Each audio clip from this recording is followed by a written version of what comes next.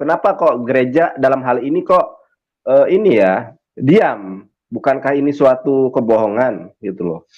Terlepas dari orangnya ya, dari pelakunya ya. Gue nanya itu yang nyuruh itu kok membenarkan hal itu? Kenapa? Karena gereja sendiri juga emang lu kira gereja itu mentang-mentang gereja terus langsung bener ya kan gue lu gimana sih? Gue udah berkali-kali bilang yang namanya denom nggak otomatis bener. Sekarang misalnya dibilang kenapa gereja diem? Ya gereja aja pengajarannya banyak yang salah kok. Misalnya di GBI itu sangat banyak pengajaran mengenai kemakmuran. Tuhan Yesus memberkati kita. Jangan takut, Tuhan akan memberkati usaha kita. Terus bawa contoh. Orang-orang yang kaya, pendeta ini sangat kaya. Ini hamba Tuhan ini telah diberkati begini. Emang bukan di GBI doang sih. Banyak. Gue cukup lihat banyak fenomena kayak gitu di gereja gue dan di gereja lain juga loh. Jadi jangan langsung bilang GBI itu isinya orang-orang kaya yang cuma bisa motivator. Di satu sisi benar, tapi di satu sisi bukan hanya GBI yang melakukan itu gitu. Jadi kalau kita bilang kenapa sih bisa ada orang yang berpura-pura demi duit ya?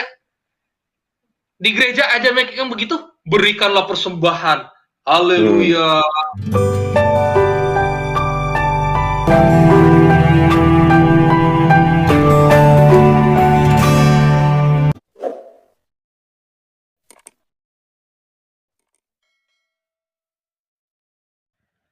Salam teman-teman sekalian, berjumpa kembali dengan saya Arif Gula di channel TV Laskar Kristus ini. Saya percaya teman-teman semua dalam keadaan sehat walafiat dan diberkati oleh Tuhan. Pada kesempatan kali ini kita akan membahas tentang wawancara yang dilakukan oleh Ustadz Nandar ya. Ngaku-ngaku evangelis katanya, tapi saya pernah bongkar teman-teman, Ustadz Nandar ini tidak bisa membuktikan surat evangelisnya itu di mana, pelantikannya sebagai evangelis itu di mana, dia gereja dari mana yang memberikan gelar ini kepadanya, dan ya saya belum pernah melihat video reactionnya untuk menunjukkan dan membuktikan ke publik bahwa dia memang benar-benar seorang evangelis yang sudah disahkan oleh gereja. Nah, kali ini dia mewawancarai seorang mu'alaf ya. Saya melihat mu'alaf ini Chinese ya, dari ciri khasnya. Saya lihat ini Chinese. Tapi saya mau ingatkan dulu kepada kita teman-teman bahwasannya Yahya Waloni itu mengatakan orang Chinese itu walaupun mereka mu'alaf tetaplah pengkhianat ya. Yahya Waloni berkata orang Chinese itu memang pengkhianat, perusak bangsa ini, dan ketika mereka menjadi mu'alaf ya Yahya Waloni bilang ular tetaplah ular. Nah, termasuk mu'alaf ini teman-teman semua ular dan tetap ular, kata Yahya Waloni. Jadi secara Islam dia tetap tidak bisa diakui. Oke, kita akan lanjut. Di mana dalam videonya Ustadz Nandar dan juga seorang mu'alaf, dia ya mereka menjelaskan tentang berbagai macam hal ya, bagaimana orang-orang Kristen itu buat murtad settingan ya. Ada orang Kristen sendiri tapi dia ngaku-ngaku sebagai orang Muslim ya, dan dibayar mahal kata Ustadz Nandar. Dan saya rasa begini teman-teman, apa yang mereka sedang bahas ini menapar pipi mereka sendiri. Kenapa? Lihat channel Ngaji Cerdas, di mana mereka berkata bahwa kami ini mu'alaf itu diancam oleh pendeta, lalu ada kadang-kala kami dibayar ya ratusan juta untuk kami kembali kepada kekristenan. Ini yang berbohong sebenarnya teman-teman sekalian. Oleh karenanya, supaya lebih jelasnya, mari kita simak video mereka yang ada berikut ini. Tuhan berkati. Itu memang realitanya seperti itu atau memang hanya settingan drama gitu kan? Kan tadi lu bilang bahwa lu bilang tadi ada settingan. Ada yang settingan tapi enggak semuanya settingan gitu. Karena gini. Nah, gua pernah dulu Jos, mumpung gua ingat ini, gua mau nanya. Halo? Iya. Mumpung gua ingat nu. Nah, menurut lu sendiri orang Kristen yang settingan jadi murtadin itu dibenarkan secara alkitabiah atau tidak? Enggak lah, itu kan udah bohong. Gimana sih lu? Lu gimana sih? Terus kenapa dilakukan? Orang yang ngaku-ngaku itu kenapa dilakukan begitu? Kan udah bilang ada motif duit. Aduh. Motifnya duit lagi. Oh my god, duit lagi ya. Kira-kira kalau lu misalnya nih lah, uang adalah akar dari segala kejahatan. Cinta uang nih, maruk duit nih, itu akar dari segala kejahatan gitu. Oh. kan diem kan lu? Halo Nah, Jos. itu alah halo. Eh, Nah, kok lu bisa mengatakan bahwa itu ada settingan? Memang hal itu ada gitu. Kenapa kok gereja dalam hal ini kok ini ya diam? Bukankah ini suatu kebohongan gitu loh? Terlepas dari orangnya ya, dari pelakunya ya. Gue nanya itu yang nyuruh itu kok membenarkan hal itu? Kenapa? Karena gereja sendiri juga emang lu kira gereja itu mentang-mentang gereja terus langsung bener ya kan gue lu gimana sih? Gue udah berkali-kali bilang yang namanya denom nggak otomatis bener. Hmm. Sekarang misalnya dibilang kenapa gereja diem? Ya gereja aja pengajarannya banyak yang salah kok. Misalnya di GBI itu sangat banyak pengajaran mengenai kemakmuran. Tuhan Yesus memberkati kita. Jangan takut, Tuhan akan memberkati usaha kita. Terus bawa contoh. Orang-orang yang kaya, pendeta ini sangat kaya. Ini hamba Tuhan ini telah diberkati begini. Emang bukan di GBI doang sih. Banyak. Gue cukup lihat banyak fenomena kayak gitu di gereja gue dan di gereja lain juga loh. Jadi jangan langsung bilang GBI itu isinya orang-orang kaya yang cuma bisa motivator. Di satu sisi benar, tapi di satu sisi bukan hanya GBI yang melakukan itu gitu. Jadi kalau kita bilang kenapa sih bisa ada orang yang berpura-pura demi duit ya? Di gereja aja mereka yang begitu, berikanlah persembahan. Haleluya, haleluya, diberkatilah memberikan persembahan ini Tuhan. Itu dosa lo kayak gitu. Dosa lo kayak gitu. Aku jadi tahu nih, jangan-jangan yang menyebabkan lu tidak berdenominasi akan karena hal ini. Lu kan nggak berdenom. Ya. Lu keluar dari setiap denominasi Kristen itu karena di dalam denominasi orientasinya ternyata adalah hamba uang. Ada yang sebagian seperti itu. Selain hamba uang, pezinahnya juga banyak. Jadi kata siapa, Jos? Orang yang sehari-hari baca Alkitab, ngajarin Alkitab masa berzina lu, jangan gitu, Jos. Oh enggak, banyak contohnya kayak gitu. Jadi misalnya, justru gue pernah dengar ada cerita ya.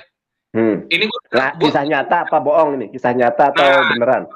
Makanya sebelum gue ngomong, ini gue cuma dapat dari mulut ke mulut. Gue nggak pernah lihat langsung. Gue nggak tahu ya. Gue nggak tahu. Pokoknya intinya begini. Pernah ada pendeta yang ditugaskan keluar kota, menginjil ke nggak pedalaman sih, pokoknya intinya luar kota deh gitu. Nah, ketika di luar kota ini, pendeta ini nginep di sebuah hotel. Bukan hotel plus ya, beneran hotel bersih, hotel. Nah, ketika di hotel itu tuh dia didatengin sama satpam. Ya, satpam tak pelayan hotelnya deh. Pak, Bapak perlu selimut nggak? Pendeta ini bingung. Dengar dulu makanya. Pendeta ini bingung. Selimut, kan saya udah punya selimut, Pak. Bukan, Pak, yang ini selimutnya lebih anget. Udah mulai pasang dia nih. Oh, enggak Pak, yang ini cukup selimutnya. Gitu. Oh, enggak apa-apa, Pak. Bapak kalau boleh tahu profesinya apa ya, Pak? Profesi saya pendeta, saya lagi menginjil ke sini. Satpamnya bilang apa? Wah, kalau pengkhotbah kita kasih diskon, Pak. Gila nggak?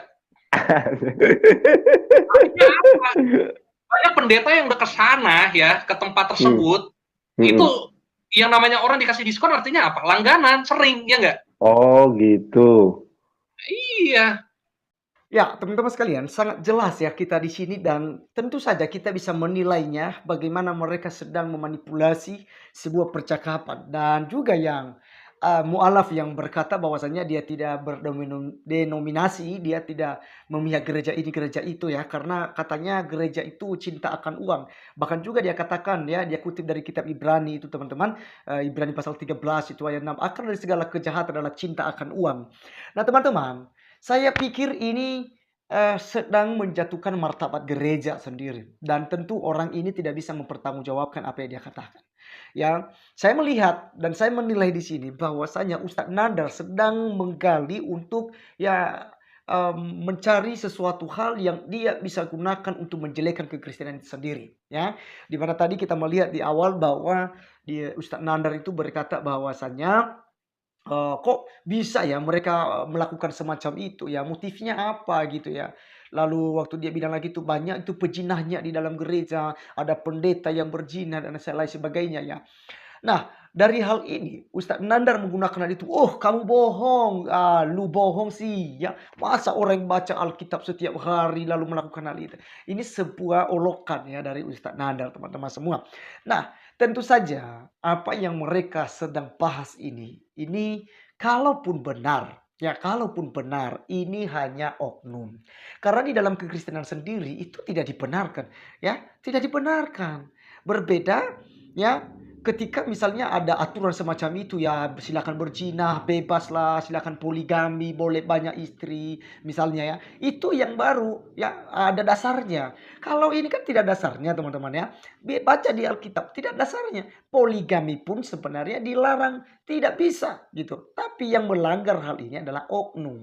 Jadi sama sekali ya para pendeta atau kasus yang diangkat oleh kedua ya yang sedang mencari sensasi teman-teman ya. Kalaupun mereka berkata demikian, ini oknum. Pertanyaannya, apakah para ustadz tidak ada yang melakukan hal itu? Ya, yang sodomi para santri, yang memperkosa ini semua, bahkan kejahatan di dalam masjid, ya, pencurian di dalam masjid, itu ada. Beredar videonya di mana-mana teman-teman semua. Mereka mesum di dalam masjid, itu ada. Gitu ya. Ya, biasa dilihat di Tribun Timur, ada Kompas TV yang melakukan tindakan-tindakan dursila di dalam masjid. Itu udah sering terjadi. Pertanyaannya, apakah itu ajaran Islam, Ustadz Nandar? Ya, apakah itu ajaran Islam? Kalau memang itu ajaran Islam menurut Anda, maka wajar ketika Anda menuduh orang Kristen ya dan ajaran Alkitab melakukan hal semacam itu. Ya, jadi sangat jelas juga mereka tadi berkata bahwasanya itu ada banyak sekali murtadin yang settingan ya. Ya. Malahan kalau kita melihat teman-teman, justru banyaknya mualaf settingan. Kita lihat channel itu, channel Ustadz Nababan ya. Gitu. Dia bayar orang ya. Dia undang itu anak-anak ini semua yang masih ya ada salah satu orang Nias yang digunakan teman-teman. Bahasa Indonesianya saja belepotan gitu ya. Digunakan itu untuk apa? Ya, untuk menjelekan Kristen, ya, untuk menghina Kristen dan memberikan ya hal-hal yang tidak benar. Nah, jadi teman-teman sekalian, saya sebagai tokoh agama, saya menghimbau kepada umat Kristen di Indonesia ini, mari kita tetap berada di dalam cinta akan Tuhan Yesus. Dan karena kalau kita udah cinta pada Tuhan Yesus, maka segala perzinahan, pembunuhan, poligami, perceraian, itu tidak akan ada dalam kehidupan kita ya. Kalau kita berada di dalam ajaran Tuhan Yesus Kristus. Tapi kalau keluar dari ajaran Yesus Kristus, maka kamu akan mendapat 2, 3, 4, 5, 6. Terserah lu deh ya. Saya pakai logatnya Ustadz Nar tadi. Mumpung gua masih ingat nih ya. Mumpung gua masih ingat, ya jangan pindah ke agama Islam. Karena ketika Anda pindah di sana, ya kalau perempuan Kristen, pikir dulu deh kalau mau pindah ke agama sebelah. Kenapa? Kalau Anda tidak dipoligami di dunia ini, Anda akan dipoligami di sorga. Ya. Kenapa ada dipoligami di sorga? Ya iya, kan dijanjikan bidadari dong ya buat para pangeran-pangeran ini yang taat dengan agamanya.